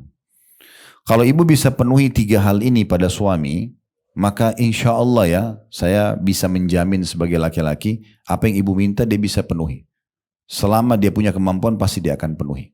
3 hal. Yang pertama pandangan matanya. Ibu harus buat mata dia suka. Ini Nabi sudah bilang resepnya. Wanita soleh, wanita yang kalau dilihat pasti menyenangkan. Pakai baju yang dia suka, walaupun ibu tidak suka. Pakai parfum yang dia suka, walaupun ibu kurang suka. Ya, ibu tata rumah seperti yang dia mau, walaupun ibu kurang suka. Boleh ibu kasih masukan, tapi apa yang dia suka lihat, ya, maka ibu ikutin itu. Kemudian yang kedua, perutnya, makanan kesukaan. Ya. Ini saya sering sampaikan di pengajian. Saya bilang ini resep, ibu mau nggak supaya suaminya malah suka dan sayang, cinta sama ibu. Maka 3 hal ini dipenuhi. Pandangannya, kemudian yang kedua makanannya. Maaf ini saya kasih contoh. Kalau dia suka tempe goreng misalnya. Ibu mau masak apapun enggak apa-apa. Asal tempe ada di situ. Ada saat itu enggak pernah ketinggal.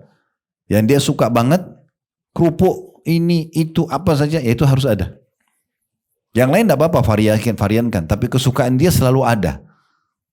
Perutnya dikenyangkan karena dia kerja, dia kasih ibu nafkah untuk dia juga makan di rumah. Walaupun tidak semua makan dia bersama gitu kan. Dan yang ketiga adalah kemaluannya, kebutuhan biologisnya. Kalau 3 hal ini ibu penuhi, insya Allah dompetnya terbuka. Tapi kalau pulang rumah, bajunya tidak mau yang seperti suaminya perintahkan. Bahkan diberikan hadiah baju, ngapain baju begini terlalu seksi, terlalu terbuka, terlalu segala macam, protes. Terus suaminya mau lihat di mana bu? Yang halal ibu. Maaf ya, yang dijual oleh perempuan pelacur di luar sana apa? Hah? Bajunya yang seksi. Tutur katanya yang menggoda, ya, badannya yang wangi. Padahal dia itu profesi bekerja. Dia cuma mau cari duit.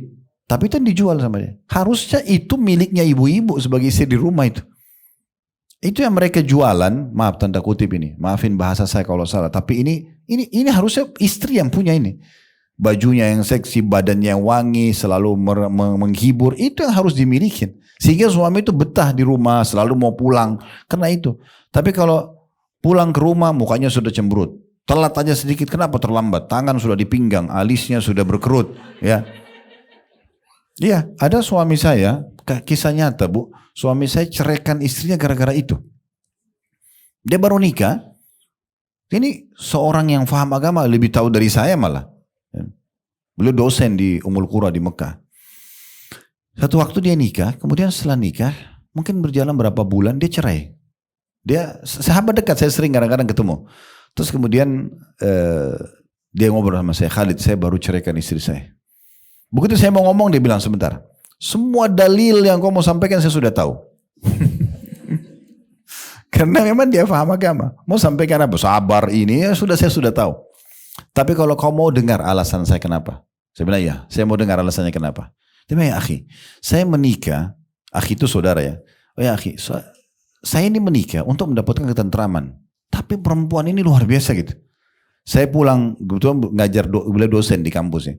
Saya pulang ngajar, baru telat 5-10 menit, dia udah depan pintu, tangannya di pinggang, tanya, kenapa kau terlambat? Saya sudah jawab, macet, tetap aja cemberut. Tidak ditemani makan. Kalau mau tidur, saya lagi susun materi kena dosen untuk besok, tangannya di pinggang. Iya sudah malam tidur, kenapa kerja terus? Dengan bahasa-bahasa yang sebenarnya bisa dengan cara lain kan? Kenapa sih kalau datang pegang tangan suami, kita istirahat yuk misalnya, atau pakai bahasa yang lain? Kan sama saja tujuannya kan gitu. Tapi caranya yang salah. Maka dia bilang, saya sudah nasihatin berapa kali, kalau makan selalu sendiri, setiap dijemput. Jadi kalau mau pulang rumah itu yang dibayangkan muka cemberut suami istrinya. Itu yang terjadi. Saya nasihatin sampai berbulan-bulan tidak mau dengar, ya sudah untuk apa saya bertahan nih. Saya udah pusing dengan ngajar, cari nafkah, banyak problem yang lain, tapi harus juga ngurus wanita yang begini. Harusnya kan dia jadi penghibur buat saya. Jadi memang saya nggak bisa bantah juga alasan dia ya. Karena kita mau nasihatin apa memang dia yang hadapin kan gitu. Nah ini penting sekali untuk digarisbawahi ya. Jadi hati-hati bu, sesuatu yang dilihat. Karena memang biasanya orang tua kita kan membiasakan kita pakai piyama. Kan tidak mungkin orang tua kita suruh kita pakai baju seksi di kamar. Masih gadis kan tidak mungkin gitu ya. Oh, itu jarang sekali. Tapi begitu pindah, ini suami. Yang ayah kita nggak bisa nikmatin badan kita, sekarang dia bisa nikmatin badan kita, ini beda orangnya. Kan gitu. Jadi harus seperti kalau perlu minta. Kalau memang mau saya pakai baju tertentu, silakan beli. Kalau saya nggak malu bu untuk saya belikan baju tidur buat istri saya. Bagi saya itu saya ngelihat kok gitu kan. Untuk apa dia yang beli? Karena saya pernah coba suruh dia beli malah sesuatu yang saya tidak suka gitu. Loh ya. Jadi lebih baik saya yang beli. Loh ya, kadang-kadang hal sepele begini teknis tapi kan jadi masalah. Karena Nabi bilang, wanita tuh harus kalau dilihat menyenangkan. Ini Nabi yang bilang nih, tuh kan. Maukah aku beritahukan kepada kalian sebaik-baik simpanan laki adalah istri soleha yang bila dipandang menyenangkan. Di antaranya itu tadi, pakaian yang dia pakai, penataan rumahnya, gitu kan. Kemudian makanan.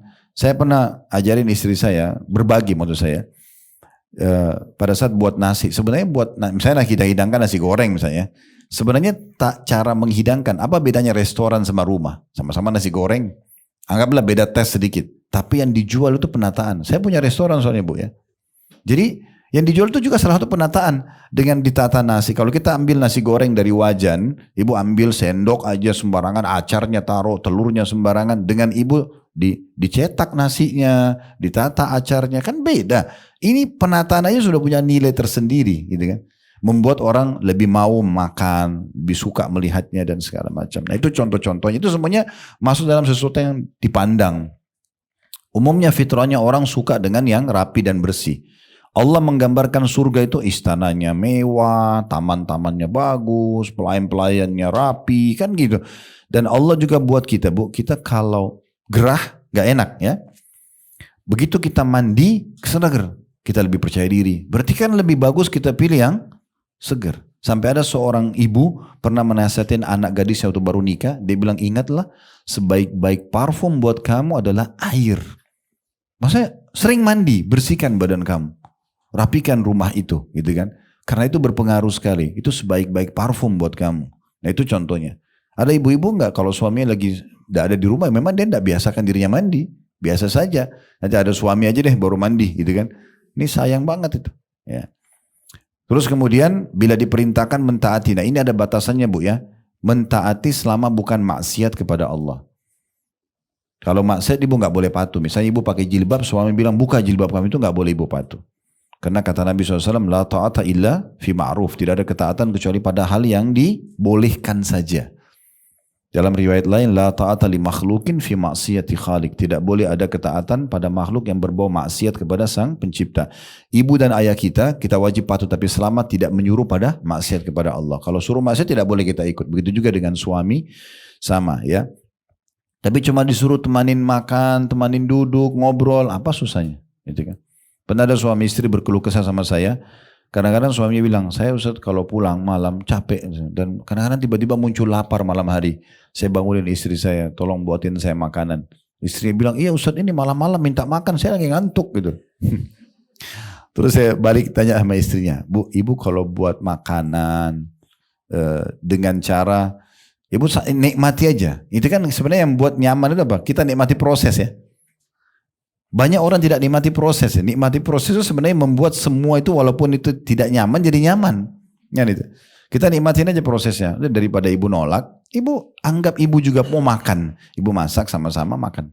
Saya tanya, apa suami tiap malam minta makan? Enggak sih Ustaz. Nah, ya. Apa susahnya gitu? Sesekali berkorban. Ya kan gitu. Karena itu akan nanti loyalitas kita akan mendatangkan respon loyal juga ya. Ibu kalau mau suami loyal, ibu juga loyal kan gitu. Kan tidak mungkin kalau kita mau orang lain senyum, kita senyum dulu kan itu. Kalau kita cemberut, orang lain cemberut, kan begitu responnya, sederhananya gitu kan. Nah seperti itulah gambarnya. Kemudian yang ketiga adalah bila ia pergi, si istri ini menjaga dirinya. Di sini sudah kita jelaskan tadi adalah tidak selingkuh ya. Makanya dalam Islam Bu tidak ada namanya poliandri. Kan ibu tidak boleh punya dua orang suami. Karena kalau dua-dua suami, dua-dua tuangin spermanya, hamil siapa ayahnya? Ya kan? Kan tidak jelas gitu ya. Oleh karena itu cuma satu orang. Berarti ibu hanya melayani satu orang ini saja. Jangan buat masalah sama satu orang ini nih. Ya, itu poinnya itu sebenarnya. Bagaimana kemas dia dengan baik untuk meraih surganya ibu. Hanya sampai ajal datang saja. Itu saja. Makanya Nabi SAW mengatakan dalam sebuah hadis yang sahih, istri manapun yang sholat 5 waktu. Ibu nggak disebutin di sini sholat sunnah. Kalau ibu sholat qobliyah, ba'diyah, duha, qiyamul lail, sholat taubat, sholat ini tambahan plus. Wanita manapun, istri manapun yang sholat 5 waktunya, subuh, duhur, asar, maghrib, isya, maksimal 10 menit satu sholatnya. Puasa Ramadannya, nggak disebutin puasa sunnah, Senin, Kamis, Ayyamul Bid nggak disebutin, puasa wajib saja ya. Dan mentaati juga melayani suaminya dengan baik. Kecuali pada saat meninggal dia boleh pilih dari 8 pintu surga yang mana dia mau masuk. Sederhana sekali gitu loh. Jadi jangan dipersulit dengan satu orang ini. Syaitan selalu membuat supaya ibu jengkel, ibu marah, ibu cekcok, cari kesalahan untuk apa? Oh sampai ajal datang aja kok, gitu kan? Dan dia punya Tuhan yang mengawasi dia, bukan ibu. Kita menikah ini bukan jadi pengawas Bu, ya. Kita menikah ini menjadi pendamping. Kalau baik kita dukung, kalau salah kita ingatkan, kan gitu. Itu pendamping namanya. Kalau orang menikah untuk jadi pengawas, saya yakin kita tidak ada yang mau menikah. Karena kan jadi pengawas untuk apa kita kayak dijagain? Bukan itu tujuannya. Ya, ada Tuhan Allah SWT yang mengawasi, maha melihat, maha mendengar, maha mengetahui, ada malaikat yang terus mengawasi. Dan Allah ini kalau menghukum berat ya. Karena Allah itu Ghafurur Rahim, maha pengampun dan maha pengasih, tapi satu sisi juga Allah syadidul iqab. Allah sangat berat siksaannya. Dalam riwayat yang lain Abu Hurairah berkata radhiyallahu anhu, hadis ini diriwayatkan oleh An-Nasai nomor 3231. Qila li Rasulillah sallallahu alaihi wasallam ayyun nisa'i khair. Ditanya kepada Nabi SAW, wanita mana yang paling baik? Pantas mendapatkan predikat wanita salihah. Pantas dibanggakan menjadi seorang istri, seorang ibu, seorang anak perempuan, saudara-saudari. Qala allati tasurruhu idha nazar. Yang kalau suaminya lihat, maka suaminya akan merasa tentram, bahagia. Wa tuti'uhu idza amar, dan dia patuh kalau diperintahkan. Wala tukhalifu fi nafsiha wa maliha bima yakrah, dan dia tidak menyelisihi suaminya pada diri dan hartanya sehingga membuat suaminya benci. Maksudnya apapun yang suaminya bilang dia ikutin. Pernah dengar nama Ummu Sulaim enggak, Bu? Pernah dengar nama wanita ini enggak? Sahabat Nabi. Namanya Ummu Sulaim. Ummu Sulaim ini gini, Bu. Suaminya yang pertama namanya Malik. Malik ini kebetulan waktu Ummu Sulaim masuk Islam, dia ngajak suaminya masuk Islam, suaminya nggak mau. Akhirnya suaminya keluar dari rumah, ketemu sama musuh-musuhnya, berantem, terbunuh dalam keadaan kafir. Nama suaminya Malik. Nah, si Malik ini punya sahabat dekat namanya Abu Talha. Tapi Abu Talha ini orang baik banget.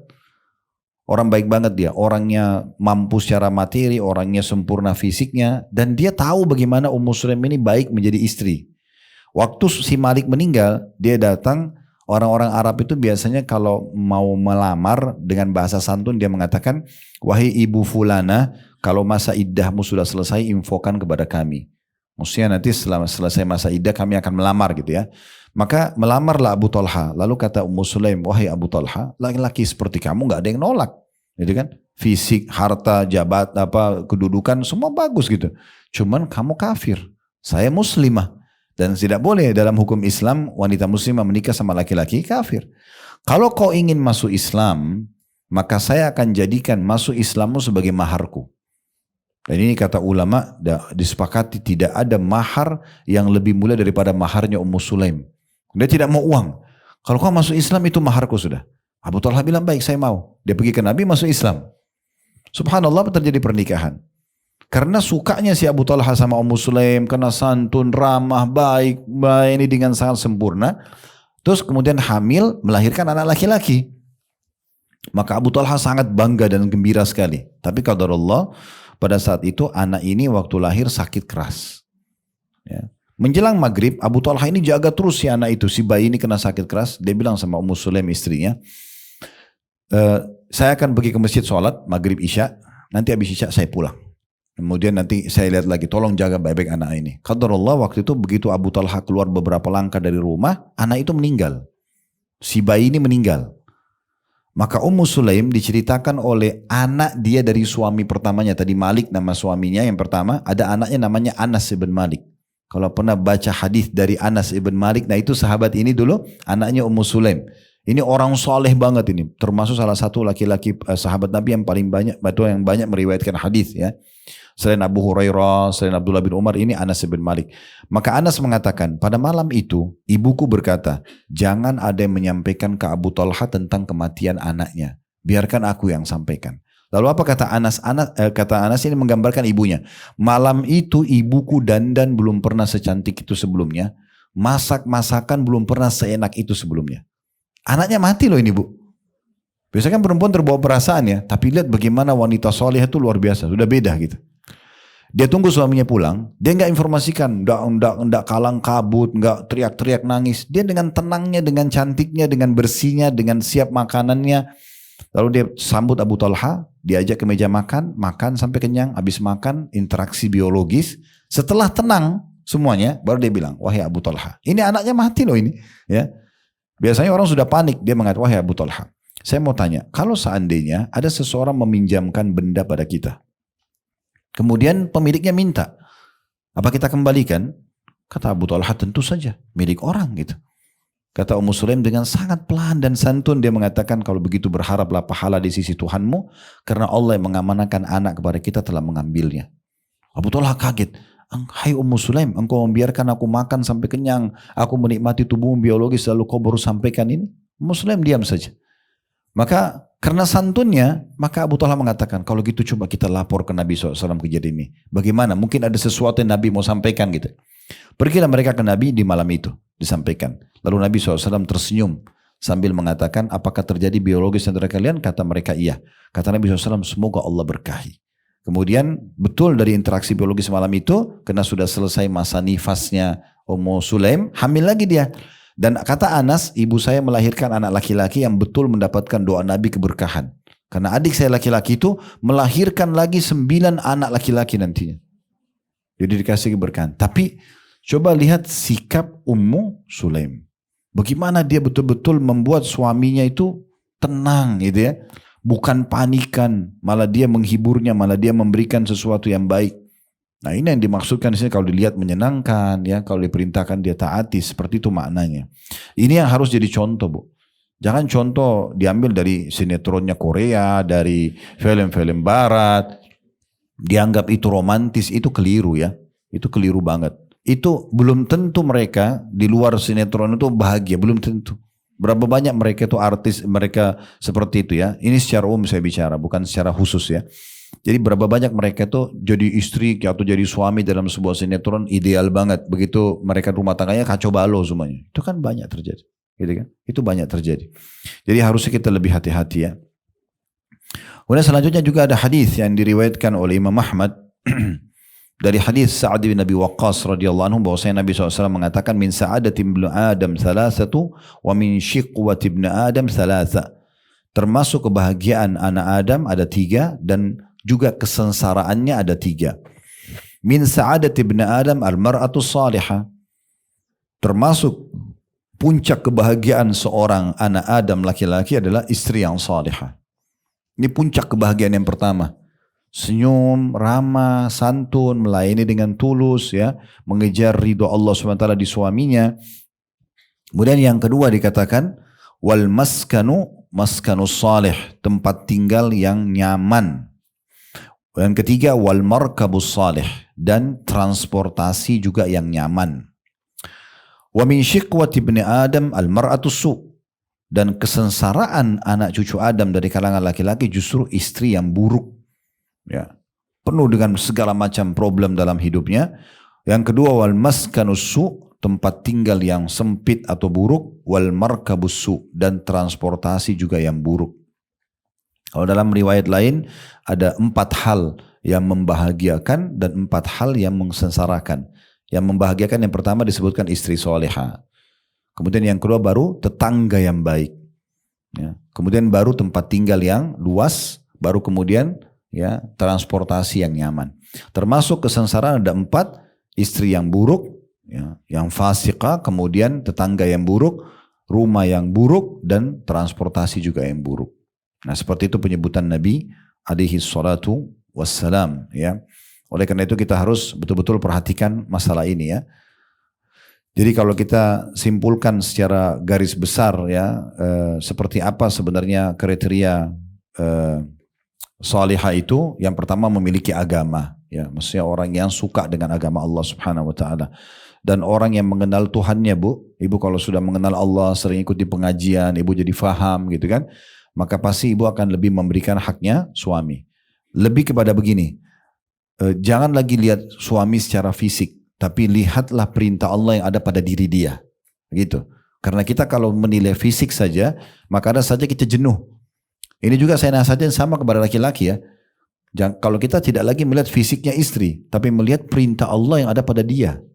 Allah yang suruh kita memberikan nafkah, pendidikan, perlindungan, bagaimanapun dia menjengkelkannya, tapi tetap seperti itu perintahnya. Gitu kan? Walaupun nanti ada solusi finalnya, kalau nggak bisa titik ketemu ya cerai gitu kan. Tetapi kita sekarang sudah lebih kepada agama, lebih kepada perintah Allah pada orang ini. Mirip juga anak-anak, kita kan kalau lahir anak kita nggak bisa milih kan Bu. Mau laki-laki, mau perempuan, mau sehat, mau cacat, kita nggak bisa milih. Lahir, tugas kita sebagai orang tua adalah menerimanya, ya, memberikan haknya, nafkah, kemudian mendidiknya dan melindungi dan segala macam. Dan itu hanya sampai ajal datang. Nah itu kalau beragama seperti itu. Ya. Dan juga perlu kita garis bawahi, supaya ibu aman juga tentram, hati-hati dalam rumah tangga. Saya sarankan jauhi 2 hal ini. Jauhi dukun. Ya. atau biasa orang bilang paranormal, orang pintar, jauhi. Jangan konsultasi pada mereka.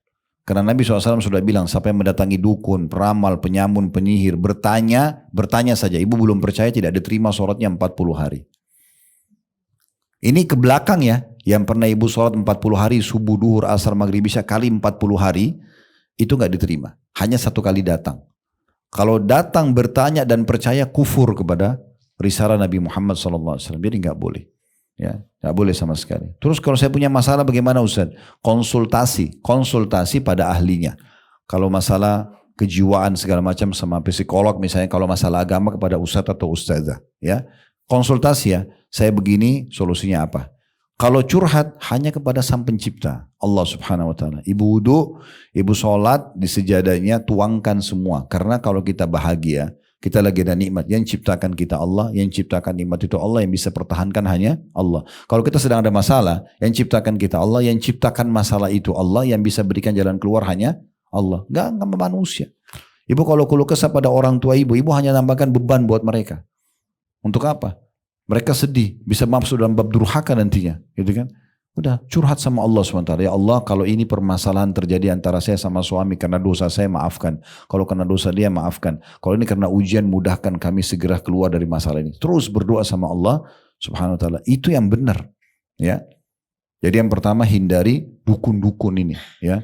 Dan yang kedua, jangan libatkan orang ketiga kecuali ahlinya dan konsultasi saja. Ya. Saya kalau ibu sakit kepala sudah 3 hari sama dokter, bagaimana konsultasi dok? Kepala saya sakit sudah 3 hari, apa obatnya? Begitu saja. Tidak usah bilang dok saya cerita dulu ya. Minggu lalu saya sehat-sehat saja. Diceritalah 1 minggu itu, kemudian terakhir cuma sakit kepala, gitu kan? Itu juga kadang-kadang ada yang biasa kirim surat di kantor bertanya hukum 4-5 lembar bu. Saya kalau baca ini butuh waktu lama, mungkin setengah jam, lama. Karena kecil-kecil tulisannya. Ujungnya cuma apa? Suami saya ucapin tolak, jatuh nggak usah. Hanya itu doang. Kenapa nggak tanya ini aja kan selesai. Suami saya ucapin kalimat tolak dalam kondisi tidak emosi, jatuh nggak? Kan tinggal kami jawab nggak jatuh atau jatuh kan selesai. Untuk apa ini? Curhat itu hanya kepada Allah Subhanahu wa taala. Sebagian ulama salaf mengatakan siapa yang mengeluhkan ujian Allah yang datang pada dirinya, dia sedang mengeluhkan Tuhannya pada manusia. Yang nggak bisa. Kan yang uji kita Allah kan? Kita keluhkan Allah pada makhluk, ini Allah lagi uji saya loh ini. Tak masuk akal itu ya. Harusnya kita faham masalah ini. Ini poin yang perlu digarisbawahi. Yang selanjutnya adalah selalu menjaga aurat, ya, menjaga pergaulan. Ini termasuk perlu untuk digarisbawahi, disempurnakan semuanya, ya. Pakaian-pakaian yang sesuai dengan syariat, karena yang ibu boleh perlihatkan hanya muka dan telapak kaki. Selebihnya harus ditutup, itu kewajiban ya yang Allah Subhanahu wa taala perintahkan. Mungkin saya ringkaskan karena lihat waktu ya. Yang ketiga, juga ibu jangan keluar rumah kecuali dengan hajat. Kalau tidak ada hajat jangan keluar rumah. Rumah itu surganya ibu. Allah jadikan sholatnya ibu di rumah lebih afdal. Walaupun masjid dekat rumah, tetap lebih afdal di rumah, gitu kan? Sampai ada seorang sahabiat Nabi itu karena dia tahu ternyata sholat di rumah lebih afdal, dia sampai buat musola. Mungkin kayak gini ada musola di rumahnya, lalu beliau sholat situ sampai meninggal. Jadi kalau ibu mau keluar, ibu keluar tidak apa-apa. Ada hajat, pergi ke mall, mau belanja. Tapi ada hajat, bukan buang-buang waktu. Kalau hanya buang waktu nggak usah bu. Ya, jangan keluar. Karena kata Nabi SAW termasuk manusia yang afdal, yang paling baik di sisi Allah adalah orang-orang yang tinggal di tempatnya, di rumahnya, sehingga dia selamat dari masalah sama orang, orang pun selamat dari masalah dengan dia. Kita keluar dalam keadaan darurat, bukan habisin waktu. Tiap hari kalau nggak keluar kakinya gatal dari rumah, jangan. Di rumah saja. Ya, itu termasuk firman Allah Subhanahu wa taala dalam Al-Qur'an ya. Dalam surah Al-Ahzab ayat 33. Waqarna fi buyutikun, dan tinggallah kalian di rumah-rumah kalian. Itu di Allah Subhanahu wa taala perintahkan ya untuk seperti itu ya. Kemudian juga yang perlu diperhatikan adalah menjaga tadi pergaulan ya. Karena Nabi SAW mengatakan pergaulan juga perlu untuk dijaga. Dalam hadis yang sahih, almaru ala dini khalili, seseorang sesuai dengan pergaulannya ya, lingkungannya. Falyanzur ahadukum ila man yukhalil, kalian harus pilih siapa yang kalian jadikan sebagai sahabat kalian. Ibu bergaul dengan 10 orang, ingat ya, kalau setiap masalah kita harus bijaksana. Ibu kalau mau buka usaha, bicara sama pengusaha yang sukses, jangan yang gagal. Ibu mau bicara masalah rumah tangga, bicara sama orang yang sukses dalam rumah tangga, bukan orang yang gagal. Karena nggak bisa, pasti dia akan pandu kita seperti kegagalan dia. Ya, kami laki-laki, maaf kalau bicara masalah rumah tangga sama satu orang duda misalnya, maka dia pandu seperti dia nanti. Kan gitu. Apalagi kalau bukan istrinya meninggal. Nah udahlah, saya juga dulu ceraikan kok istri saya. Langsung finalnya ke masalah perceraian. Padahal ini mungkin masalahnya kecil. Kan gitu. Ini perlu digarisbawahi. Jadi bicara sama betul-betul orang yang berhasil di bidangnya. Ya. Dan itu pun kita konsultasi tadi sebagaimana saya bahasakan. Yang terakhir mungkin ibu perbanyak doa. Ulang-ulangi doa Rabbana hablana min azwajina wa dhurriyyatina qurrata a'yun waj'alna lil muttaqina imama. Ya Allah, jadikan pasangan hidup kami, anak-anak kami sebagai penyejuk mata kami dan jadikan kami pimpin orang-orang beriman. Kalau belum hafal bisa ucapin dalam bahasa Indonesia juga boleh.